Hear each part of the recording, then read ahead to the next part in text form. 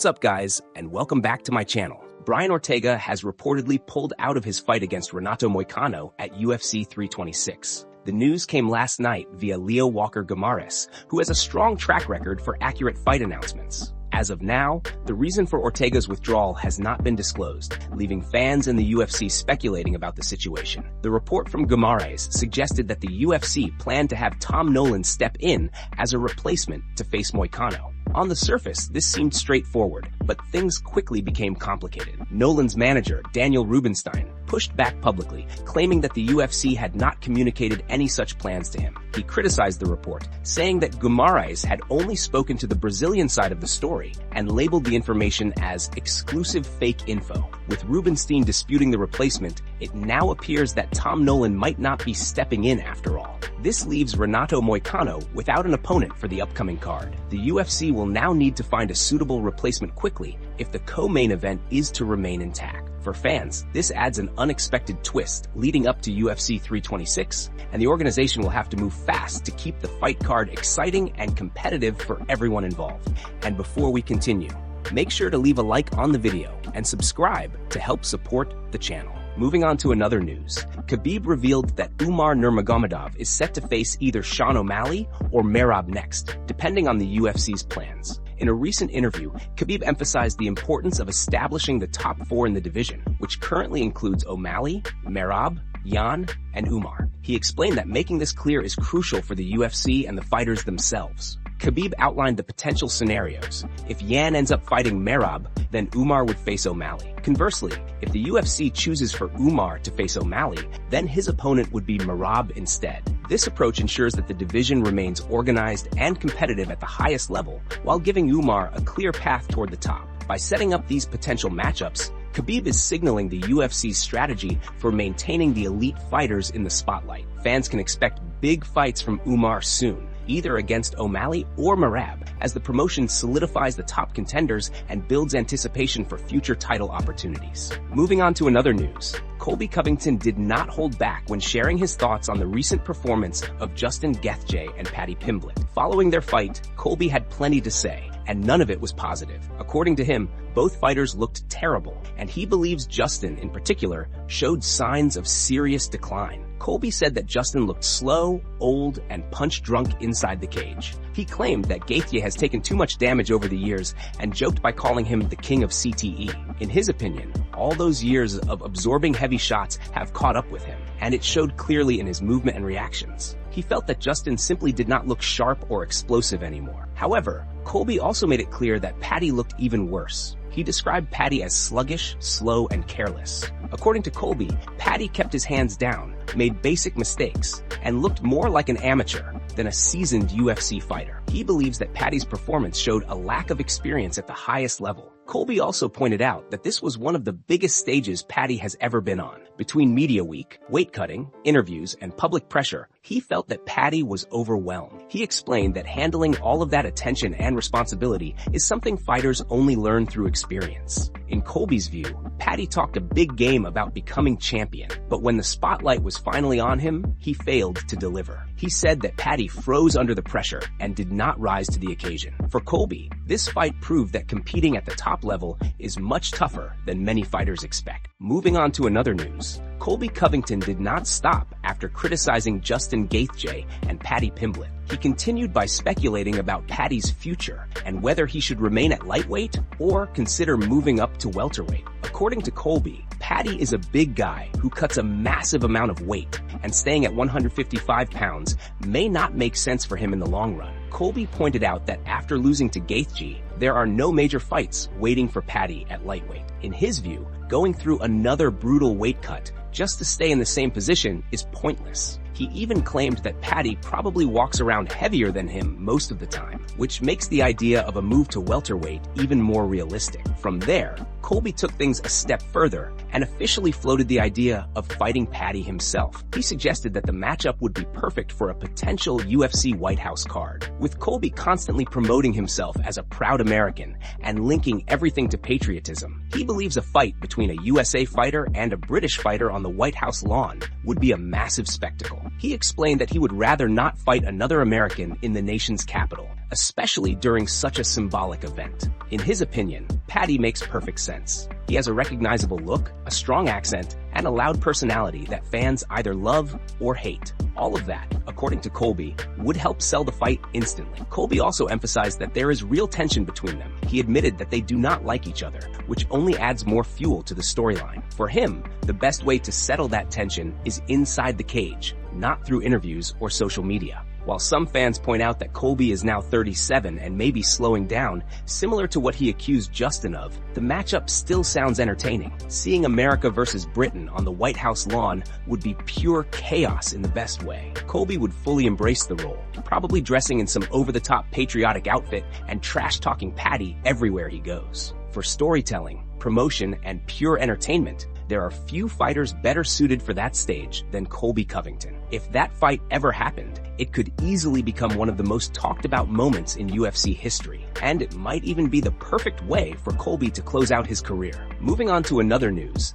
emotions were still running high after UFC 324, especially for Justin Gaethje's coach, Trevor Wittman. Following Justin's dominant and brutal win over Paddy Pimblett, Wittman was seen in the locker room addressing all the trash talk that had taken place before the fight. It was clear that the build-up had bothered him deeply, and he felt the need to speak his mind. Despite being visibly emotional, Trevor managed to keep his composure and remain respectful. He made it clear that he still had a lot of respect for Paddy as a fighter and as a person. However, he also explained why certain comments crossed the line and stayed with him even after the fight was over. In the clip, Wittman said that he always tries to show respect, both before and after competition. He believes in handling things the right way and treating opponents with dignity. At the same time, he admitted that some of the things Paddy said before the fight really bothered him. According to Trevor, there is a way to promote a fight without being disrespectful. He explained that when you make extreme claims and talk about damaging someone's face,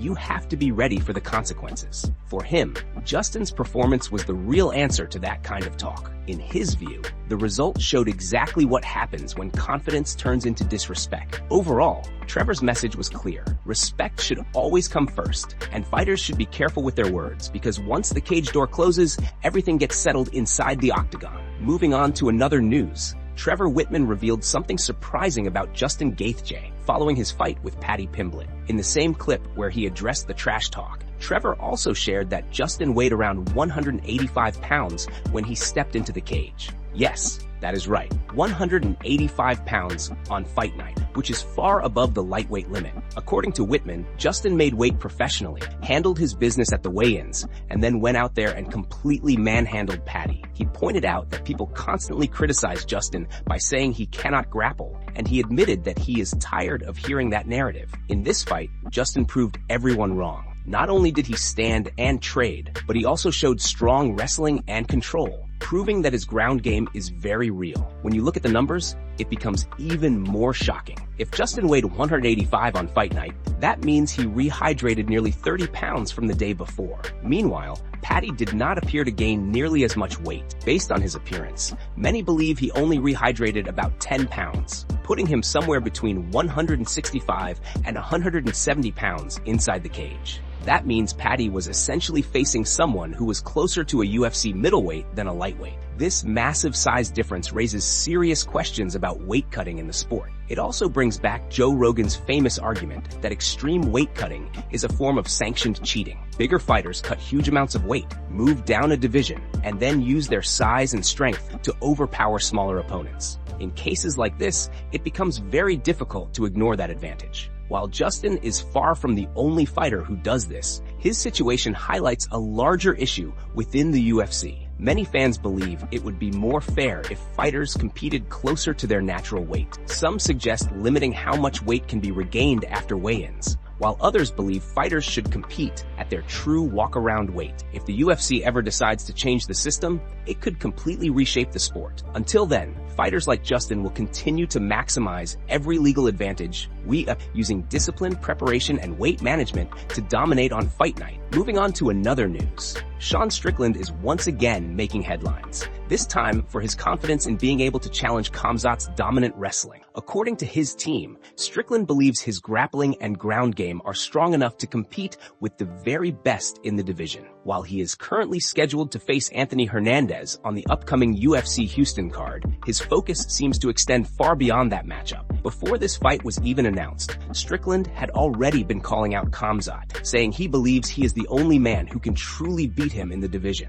Now, his coach, Eric Nixick, is backing up that confidence. Nixick recently explained that Strickland's wrestling and ground skills are far better than most fans realize. He pointed out that people inside the gym know how good Sean really is on the mat, even if it rarely shows during his fights. Strickland himself has said that one of the main reasons he wanted the Hernandez fight was to prove something. He wants to show the UFC and the MMA community that he can shut down that aggressive grappling style. In his mind, beating someone like Hernandez is a key step toward eventually dethroning Khamzat and becoming champion. During a recent interview with Mike Bond on the Bonfire YouTube show, Nixick shared some insight into Strickland's training. He said that Sean's wrestling is seriously underrated and that his ground game could pose real problems for Khamzat. He even joked about how rarely Sean uses his full skill set in actual fights. One day in training, Strickland was demonstrating a technique, and someone joked that everyone should take a picture because they would probably never see it in the octagon. Despite this,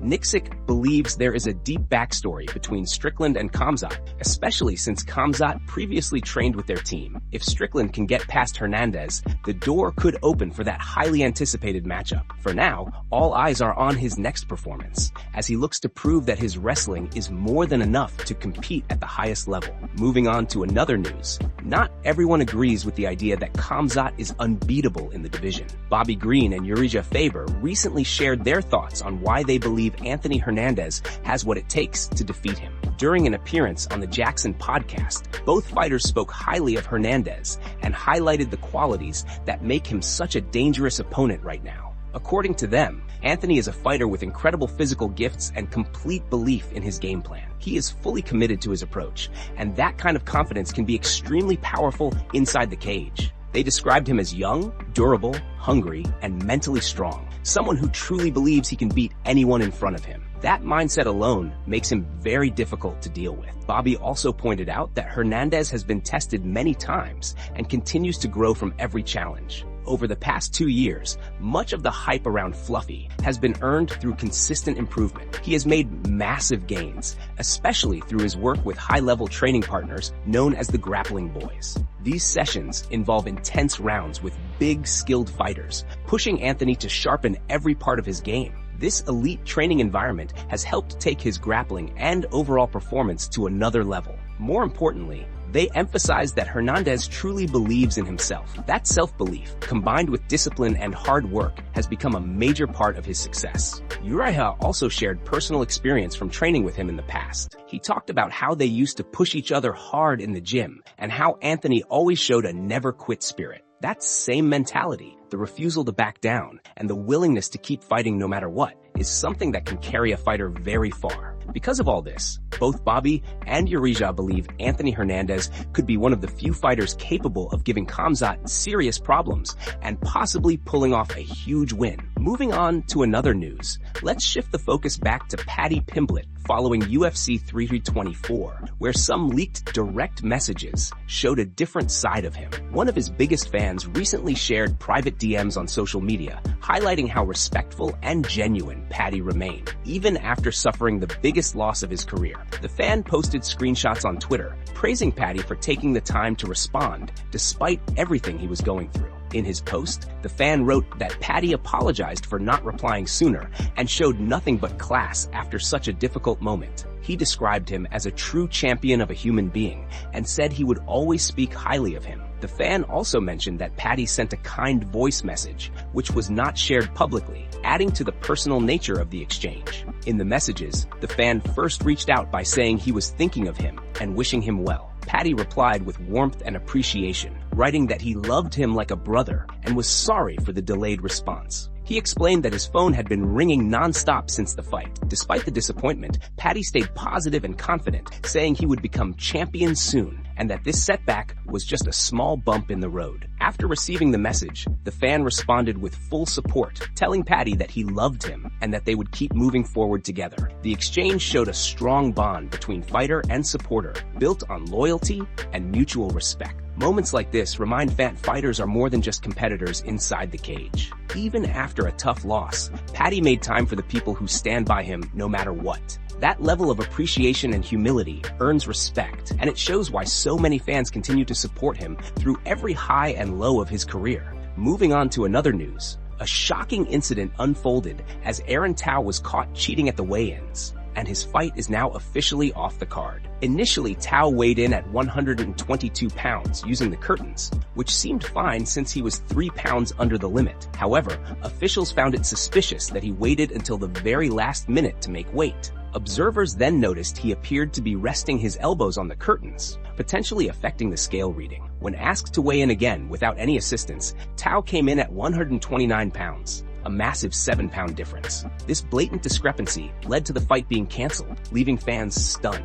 Moving on to another news. A new YouTube video surfaced featuring Sean O'Malley and MMA Guru, where Sean asked Guru to give him his honest thoughts on his recent UFC 324 performance. Guru didn't hold back and gave a candid assessment, pointing out areas where Sean could have performed better, while still acknowledging the victory. In the clip, Sean directly asked Guru for the unfiltered truth, wanting to hear it straight from the source.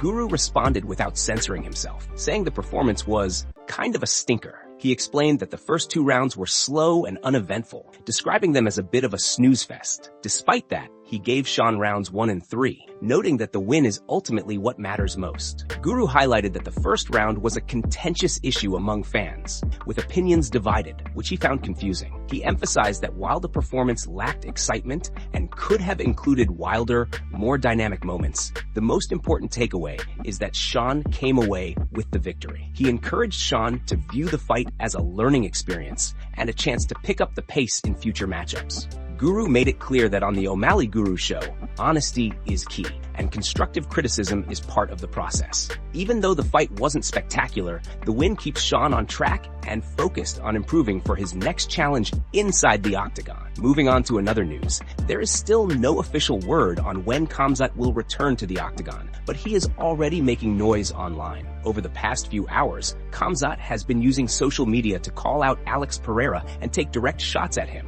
Earlier today, he posted on X, comparing their records and writing, "Boers 15 wins, Chama 13 wins, and 3 losses only. This is the difference between us." He then shared clips of Pereira getting knocked out and submitted, adding more fuel to the fire. Khamzat followed it up by saying that respect must be mutual. According to him, the Chama team talks too much, and because of that, they no longer deserve any respect.